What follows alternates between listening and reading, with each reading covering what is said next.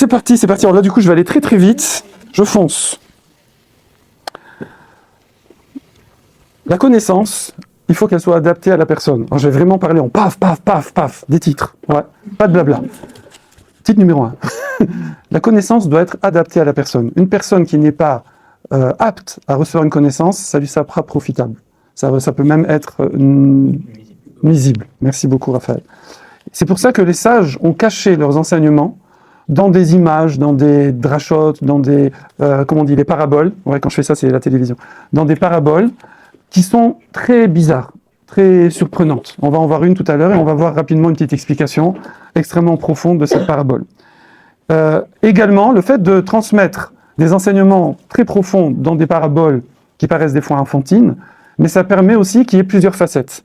C'est-à-dire la même parabole pourrait avoir des fois des dizaines, des centaines d'explications, d'enseignements de facettes différentes, et donc ça va être un enseignement sans fin. Alors si je donnais un truc explicite, walou, il n'y a qu'un sens, c'est le pshat, ça s'appelle, le sens simple, et j'ai qu'un enseignement.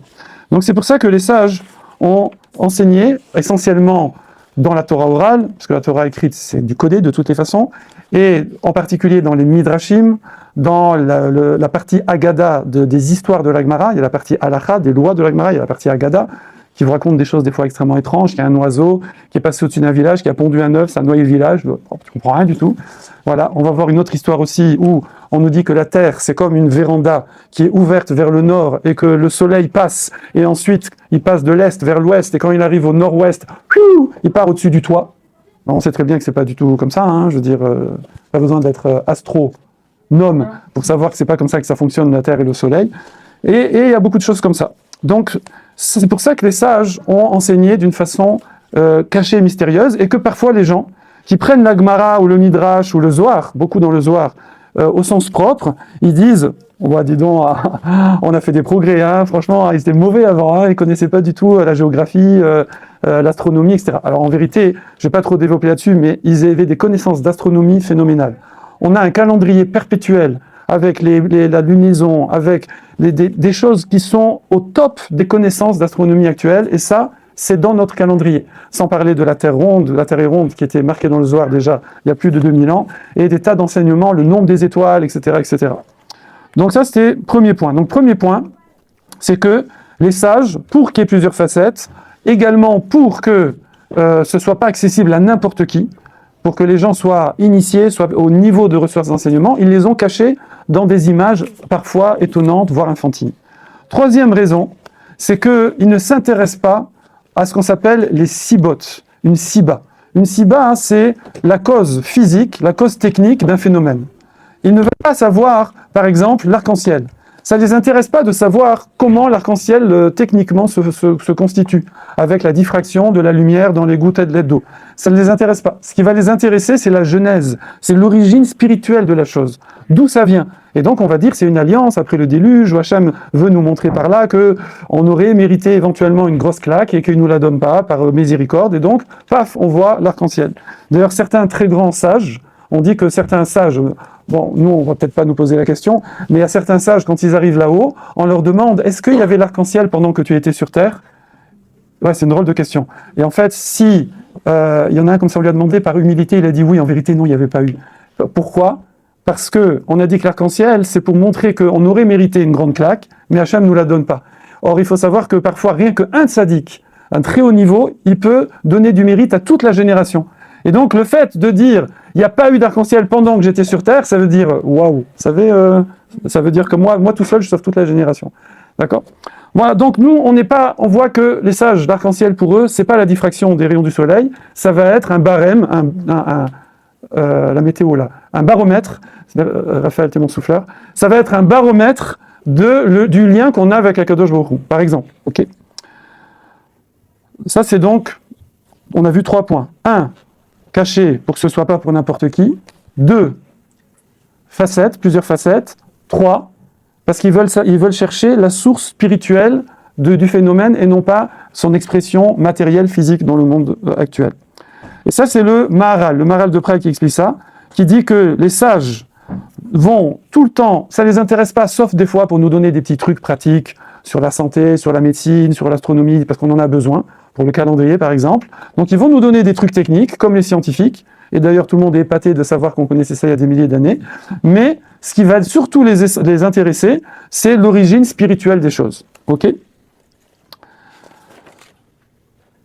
On a la même chose au niveau du corps humain. C'est-à-dire que le corps humain, nous on voit l'enveloppe matérielle de la personne, mais en vérité, même si un corps humain est parfaitement intègre, avec tout ce qu'il faut dedans, mais si l'âme est sortie du corps, eh bien le corps ne vit plus. C'est l'âme qui fait vivre le corps. Et les niveaux d'âme, c'est quelque chose de très complexe, on ne va pas expliquer. Il y a 31 niveaux d'âme déjà en basique, en connaissance basique. Et donc, c'est l'âme, c'est la partie spirituelle qui va s'exprimer dans le corps. On représente ça par le pied dans la chaussure. Ça veut dire que la partie de l'âme qui est dans le corps, c'est comme un pied dans une chaussure. La chaussure représente le corps, qui va enfermer le pied, qui va le limiter, et alors qu'en vérité, l'être humain est beaucoup plus qu'un pied. On est d'accord. Eh bien, nous, c'est pareil. Notre âme, en vérité, il n'y a qu'une petite partie qui est dans le corps, mais tout le reste, il reste dans les dimensions spirituelles. Malgré tout, le fait que cette partie-là soit dans le corps, ça va faire ce qu'on appelle un tzimtzum, une réduction des perceptions, ce qui fait que nous, effectivement, nos perceptions vont être extrêmement limitées dans le spirituel. Pourquoi ? Parce qu'on est limité par notre corps. Oui. C'est pour ça que les personnes qui vont réussir à dépasser leur corps en augmentant, en expandant, ça n'existe pas ce mot, en étendant leur âme par la spiritualité, eh bien ils vont avoir des perceptions, c'est comme ça, voilà, Baba Saleh, Rav Steinman, comme ça que des grands rabbinim, ils vont voir des choses que personne ne voit. Pourquoi ? Parce que nous, on est limité par notre corps, mais eux, leur corps n'est plus tellement limité. D'ailleurs, ça va très loin. Nos sages nous disent, par exemple, que si vous regardez dans la Torah, c'est marqué Avraham, Avraham. Quand Hachem, il appelle Avraham, il l'appelle Avraham, Avraham. Alors on dit que c'est un lachon riba, c'est affectueux. Hein, voilà, Avraham. Donc, si je dis Avraham, c'est sympa. Mais si Avraham, Avraham, ouais, on sent qu'il y a plus, oui. Alors Hachem, bon, ça c'est une explication. Mais une autre explication qui dit, regardez bien au niveau des ta'amim. Ça veut dire les signes musicaux qu'il y a dans la Torah. Et entre Avraham et Avraham, il y a ce qui s'appelle un psik. Qui c'est qui s'y connaît en Kriyat Torah ? Voilà, il y a une barre, il y a Avraham, Avraham, il faut s'interrompre. Pareil, Yaakov, psik, Yaakov. Pourquoi ? Parce que même eux, pourtant c'est les Avot, Avraham, Yaakov, mais même eux à leur niveau, ils avaient ce tzimtzum, ça veut dire cette réduction du flux spirituel par le fait qu'ils sont dans un corps. Et c'est pour ça qu'il y a la partie Avraham, physique, et la partie Avraham spirituelle, et il y a une petite séparation entre les deux. Par contre, il y a quelqu'un pour qui, dans la Torah, si vous lisez, quand Hachem l'a appelé, il n'y a pas de psych, il n'y a pas la barre. C'est marqué sans interruption entre la partie physique et la partie spirituelle. Qui c'est qui est arrivé à ce level surhumain ? Non, Moshe. C'est marqué Moshe, et vous regardez dans la Torah, il n'y a pas de psych. Oui. Moshe, on dit qu'il est arrivé au 50e degré de Chorma. Il est arrivé à une purification totale de son corps. Mais Akadosh Baruch Hu, après, c'est dans Gemara Rosh Hashanah, il lui a dit je suis désolé, je ne peux pas te laisser comme ça, parce que sinon, tu ne peux plus rester sur Terre, tu n'es plus un humain, tu es un ange, donc je vais t'enlever le 50e niveau, tu vas rester à 49-50, mais c'est pour pouvoir rester là. Donc là, bon, ça nous fait goûter un petit peu cette notion-là, que l'essentiel, c'est pas le matériel, c'est le spirituel, mais il va s'exprimer dans le monde matériel. Il va s'exprimer à travers le corps. La spiritualité va s'exprimer à travers la nature. Ok ? Donc si on prend, par exemple, le Rambam, où est-ce que je l'ai le Rambam ? Ici, attendez, je l'ai surligné pour le retrouver facilement. Ouais, le Rambam, Maïmonide, c'est pas de la Kabbale, c'est pas du Zohar, oui. Le Rambam, il dit comme ça, il dit, à Kochavim, les étoiles, à Galgalim, les planètes, oui. Kulan, Balé Nefesh, ils ont une âme, ils ont un Nefesh, ils ont une âme, oui. Vedea, ils ont une connaissance. Madame la Lune, excusez-moi, ouais. C'est pour ça qu'on l'appelle les Vana, oui, non. Vea Sechel, ils ont une intelligence. C'est pas possible quoi, le Rambam, il dit ça. Le médecin, Rambam, oui. Ve'em Chayim, ils vivent. Ah. Ve'omdim, et se tiennent. Ou makirin et mishéamar vaya olam. Et ils connaissent celui qui a dit que le monde soit. C'est qui a dit que le monde soit ? Hachem, bravo. Ils connaissent Hachem, ouais. Comment c'est possible ça ? Alors on ne parle pas de la lune faite de roche.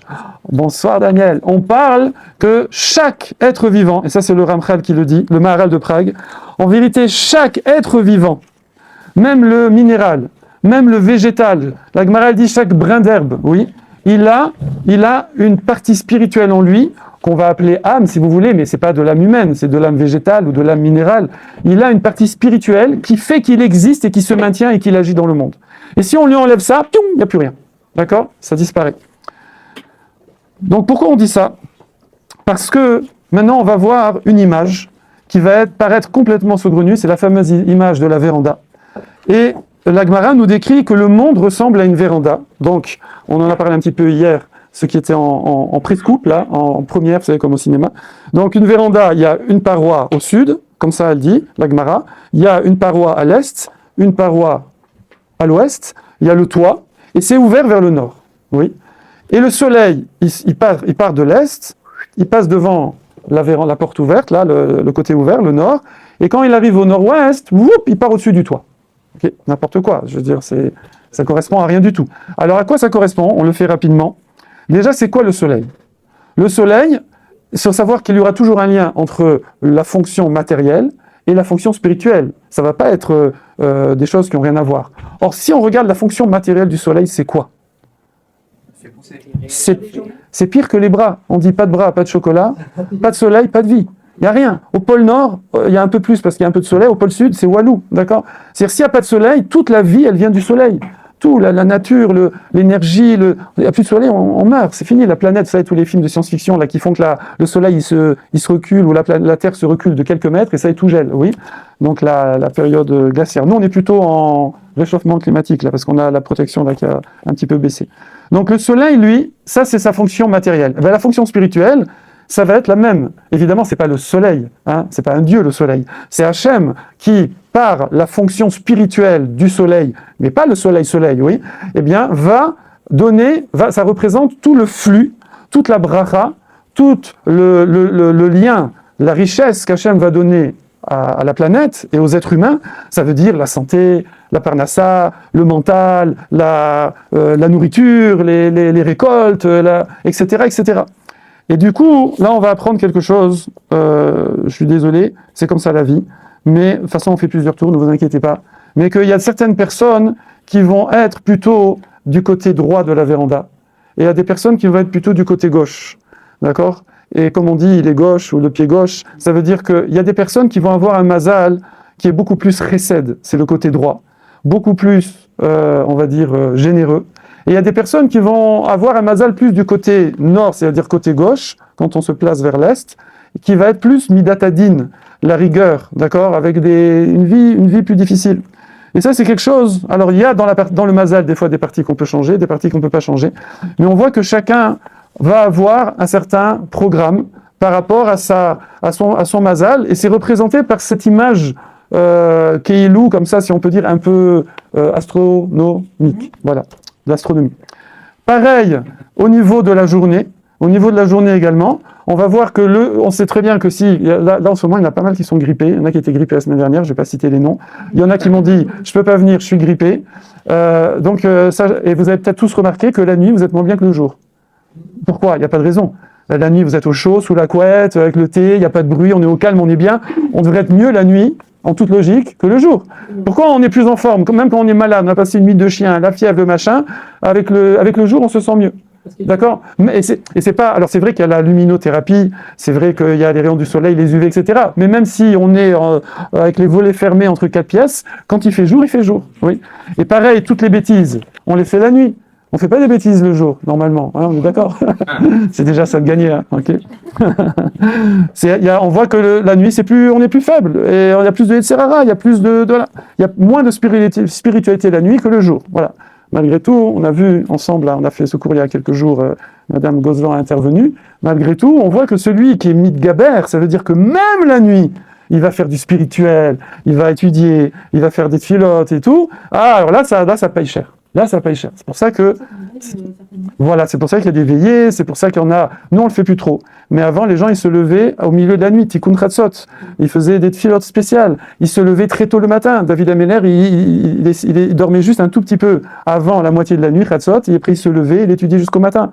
Et il n'y a pas très longtemps, un de mes amis qui était au Maroc, vive le Maroc, son père, c'était pas un grand rave, un Tamil Ram, c'était un ouvrier qui travaillait la journée. Mais à l'époque, c'était courant qu'on se lève à 4h du matin, qu'on étudie jusqu'à 6h30, 7h, on fait la prière, on trempe du pain dans l'huile d'olive, quelques olives, quelques trucs, et on va au boulot toute la journée. C'était comme ça. Bon, après, il se couchait à 8h. Hein, et il regardait pas Netflix jusqu'à 2h du matin. Hein, voilà. Mais Voilà, donc ça, c'est le soleil. Donc le soleil représente cette énergie spirituelle qui va se concrétiser en bracha matériel. Maintenant, le rakia, parce que nous, le but, c'est le Maharal qui explique, c'est de comprendre cette image. Qu'est-ce qu'elle veut nous apprendre? Il y a plusieurs explications, on en fait une. Le rakia, c'est quoi? Le rakia, c'est le toit. À quoi sert un toit? Le toit, il sert à faire écran avec les choses, la pluie, le vent, le froid, tout ce qui est désagréable qui vient du haut. Oui. Le rakia, dans la spiritualité, cela représente une sorte de transformateur, une sorte de filtre qui va éviter, vous allez me dire c'est pas sympa, qui va éviter qu'on se prenne tout le flux spirituel dans la tête. Pourquoi? Alors il dit comme ça, il dit si on se prenait tout le flux spirituel dans la tête, oui, ça veut dire que si on réalisait comme ça pleinement la spiritualité qui vient d'Akadosh Baruch Hu, du monde spirituel qui serait dans le monde matériel, il dit c'est simple, eh bien, qu'est-ce qui se passerait? Ayu mashlichim et kol inani olamazé achorai. Les gens, ils enverraient balader tout ce qui est matériel.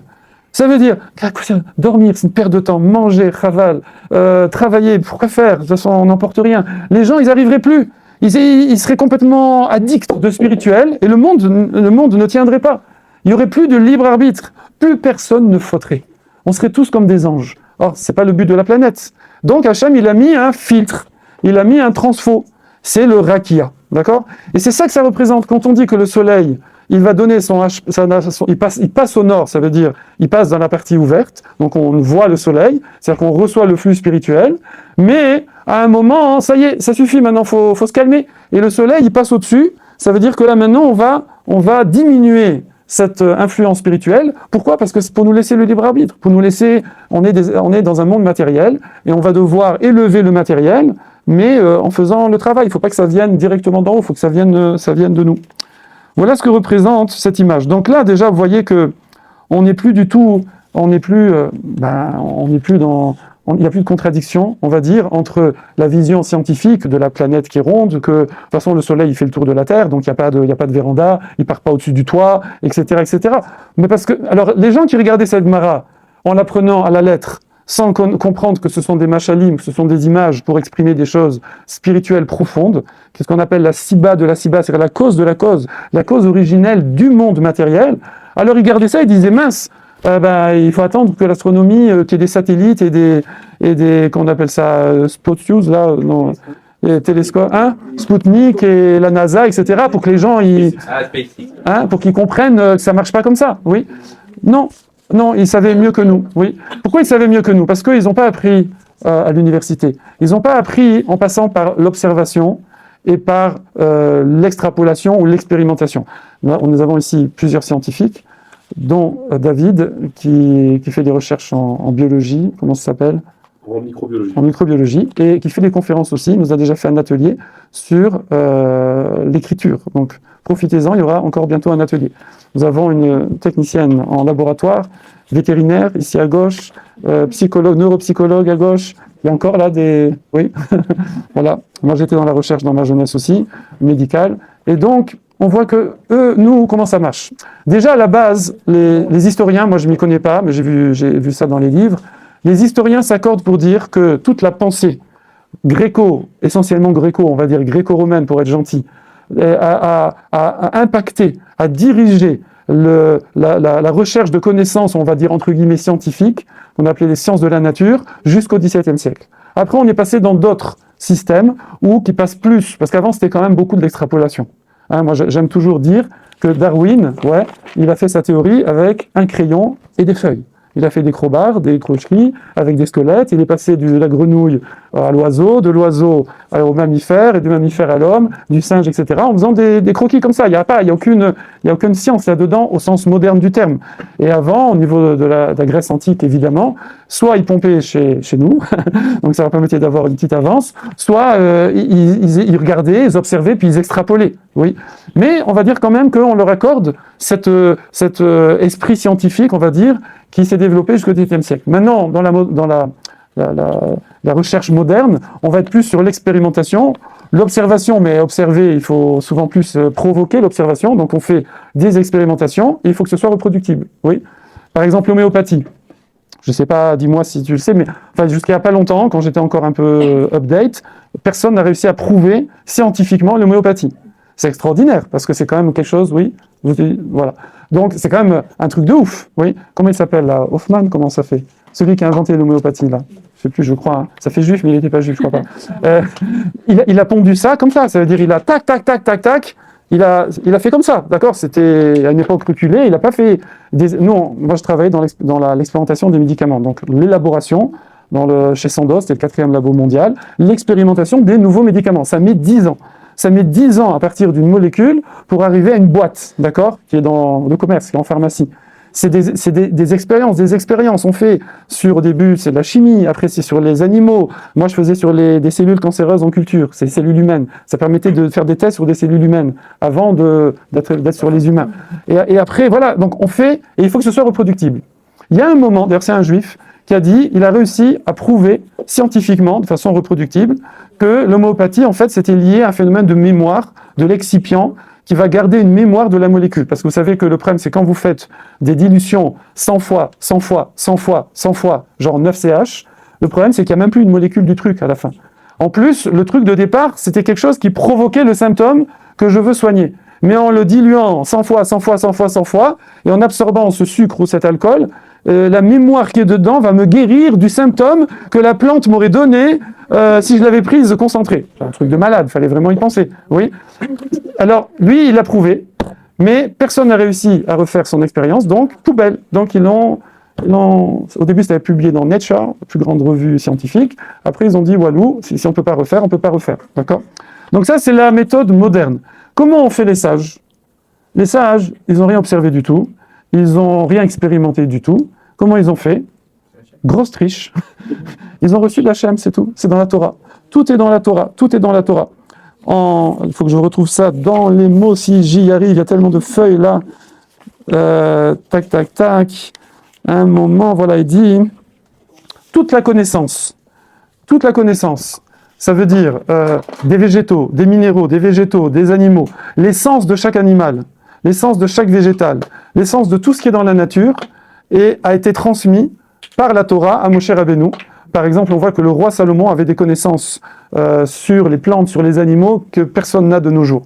Et donc, comment il faisait? Parce que c'est transmis dans la Torah. Évidemment, nous, on ne sait pas forcément le faire, mais les sages, à partir de la Torah orale, ils savent ressortir ces enseignements.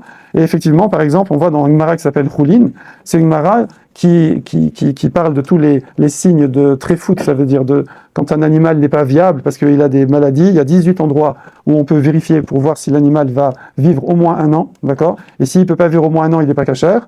Et donc on vérifie, alors on ne les vérifie pas tous parce qu'en général, rien que sur l'extérieur, c'est bon. On doit vérifier seulement ce qui est fréquent, shriar, et on va vérifier les poumons, d'accord? Eh bien, ça, ce traité de Gemara du Talmud, il est rempli de connaissances de médecine, de physiologie, d'anatomie, mais phénoménales, qu'on retrouve seulement depuis quelques dizaines d'années. Et pourtant, c'est dans la Gemara, et les sages le connaissaient depuis des milliers d'années. C'est pas pour rien qu'il y avait beaucoup de médecins chez nous, et des avocats, mais ça n'a rien à voir. Donc, ici, voilà ce que représente cette image de l'Arsadra, de la véranda. Donc on voit le soleil, il y a une signification spirituelle. Même les points cardinaux, le sud, le nord, ça a une représentation spirituelle. Le rakia, le firmament, c'est une représentation spirituelle. Toutes ces choses-là sont des codes qui permettent aux initiés de transmettre des connaissances. C'est pour ça que quand nous on étudie, si des fois on ne comprend pas quelque chose, faut pas se braquer. Il faut soit chercher. On s'est amusé hier, après ce cours-là, j'ai dit un peu les choses différemment d'hier pour pas que ce soit barbant pour ceux qui étaient là hier, parce qu'en fait je résume, il y a 10 pages, donc on pourrait faire ça pendant 3 heures, donc je prends un peu là ou un peu là. Et après on a pris ChatGPT, version 4.0, et je lui ai demandé, on a fait comme ça, on a dit vas-y, tu connais la Gemara Baba Batra, parce que c'est la Gemara Baba Batra d'Af Kaf E. Je parle comme ça, hein, je mélange l'hébreu, le français. Oui, il dit oui, je connais, qu'est-ce que tu veux là-bas? Il y a cette phrase là-bas. Rabbi Eliezer, il dit que l'Arsadra, elle est domée, le monde est domé à une Arsadra qui est ouverte au Tzafon. Il dit oui, il commence à citer la Gemara. Tu peux expliquer d'après le Maral de Prague? Et vas-y, commence à expliquer d'après le Maral de Prague. Et on a discuté comme ça pendant 10 minutes. Il nous a fait un cours de rabat. C'est phénoménal. Hein. Donc nous, de nos jours, au Hachem, on a un accès à des connaissances, à des explications. Il y a des shiurim partout. Donc surtout, voilà, si vous avez quelque chose qui vous perturbe, fouillez. Ça veut dire que vous allez trouver quelque chose d'intéressant. Ne vous bloquez pas, d'accord? Bon, je crois que c'est à peu près tout ce que je voulais partager avec vous. Pile poil, voilà, une demi-heure, on est bon. Timing de ouf. Voilà, j'espère que le Rav Israël Schnorr va arriver.